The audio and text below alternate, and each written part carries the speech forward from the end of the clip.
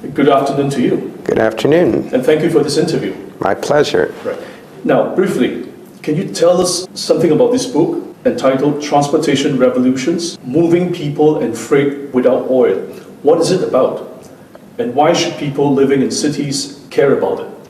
Well, it's important to think of transportation when one thinks of energy futures, because right now we have a transportation system that is almost completely dependent on oil for its power source. 95% globally of the world's mobility is powered by oil-based transportation. That's internal combustion engines, whether they run on gasoline or diesel, or jet turbines that run on kerosene.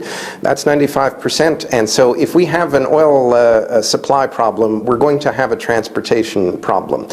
Dr. Gilbert and I spent several years working on this book because we wanted to see whether we could actually solve this problem, or whether we would wind up in a sort of a dark future that some of the survivalist type authors predict, where society would collapse and we would be reduced to a pre-industrial mode of existence.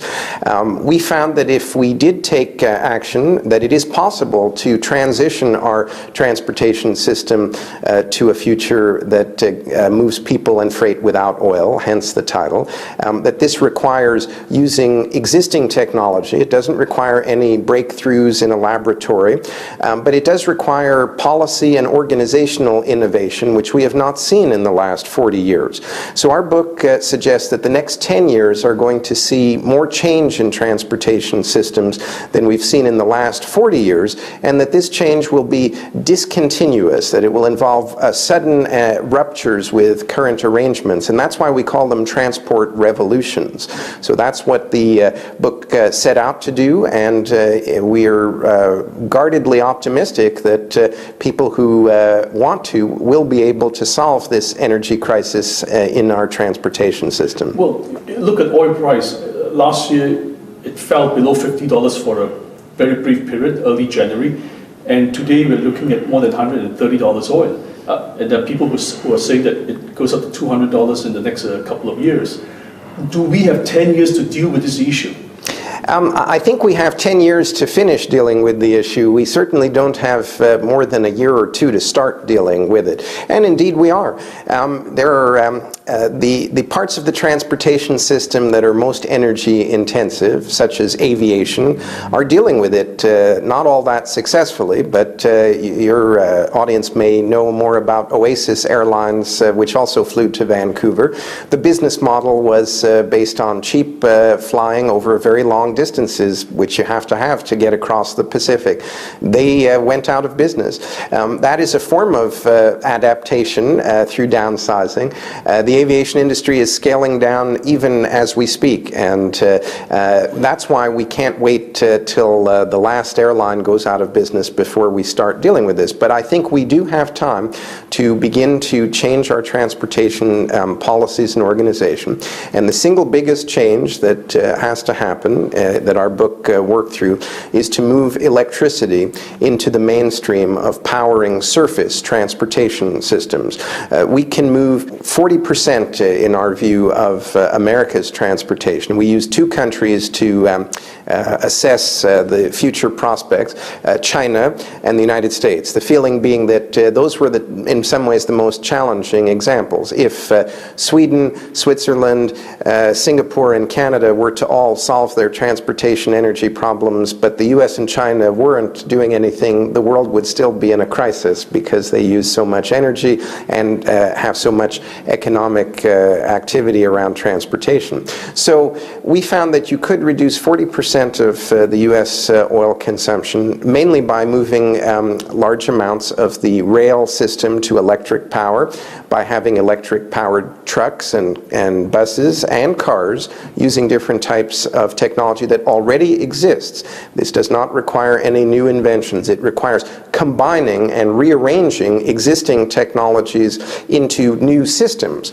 And that is a form of transport revolution that is very similar to the last, most recent one. If one goes back chronologically, in the beginning of our book we talk about previous transport revolutions, many of which are old enough that people haven't been alive for them. There's only two transport revolutions that people who are my age or a little older will have lived through personally.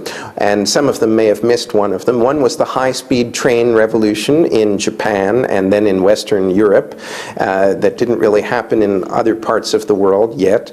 And the other one is the logistics revolution pioneered by Federal Express. And that is the most similar parallel to the kind of reorganization that needs to happen. FedEx and the model that it's set up for all the other logistic innovators, DHL and Purolator and the others, really involve taking existing technology, the same planes, trucks, computers that ran separately, and rearranging them into a linked system so that you could obviously send packages faster, more efficiently, and with complete knowledge of where they were. Those were the innovations that made FedEx and the logistics model into something that became a global transformation. And so we think there's a parallel with electricity. We can reorganize our transportation system by taking existing pieces and putting them together in new ways, just the way FedEx did with other aspects of transportation. The only problem is this, politically, are these countries empowered to do things? Like the automobile and the retail fuel outlets, they're all over the place. How much political will is there in, say, America or China at the moment to say, look, we've got an energy crisis in the next 3 to 5 years, let's stop doing this for the while, divert resources to building transit, mass transit or rails. Are we even seeing any signs of that realization? I think we're seeing the beginnings of that, but I agree with you that no one is prepared to jump first yet at this situation. That it's not an issue, unfortunately, in our view, in the U.S. presidential campaign. It should be. The energy crisis that the U.S. is facing will be the single largest issue that the next president has to deal with, and it will be larger than all of the others combined, in my view. Including the credit crisis? Yes. It's not to say, I don't believe that the entire credit crisis is triggered by energy, but I think it will overwhelm the initial credit crisis, and the two will be interconnected going forward.